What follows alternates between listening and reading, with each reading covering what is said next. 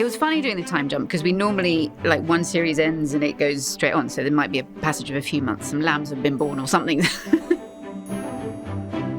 the beginning of Series 6, it's 3 years later.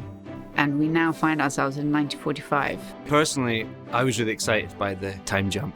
It was quite odd to have the time jump as an actor because, you know, you sort of want to know the ins and outs of what the characters have been up to for 3 years. Your dispatches from the front were one of my few sources of entertainment.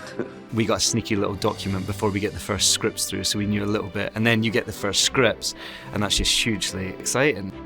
This place is a state. I'm really struggling without Mrs. H. There's only so much I can do. As an actor, you want to know what's happened all through that time and imagine what that's done, and then imagine what meeting up again is going to be like on the other side of that. It's good to see you again. You too. I think it's a really good idea to move Series 6 to after the war.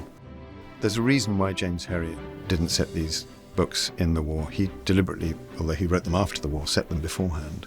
And because we've been lucky enough to be successful, we've continued into the war, which gives it some reality. But also, the war becomes the biggest character. It becomes the biggest antagonist. And the trouble is that when you're in a war, all you can think about is that it's never going to end.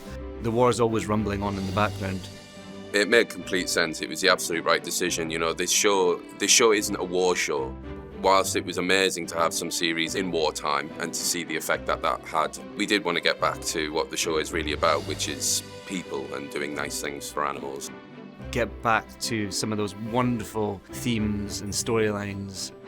Love and friendship and community and looking after each other. The wonderful eccentric people of the Dales, the clients and the animals and the gorgeous scenery. In terms of character, it means that you can put your characters into new situations where they're surprised and worried and undermined by things other than the war. Goodness me. For us as actors, I think it was just hugely exciting.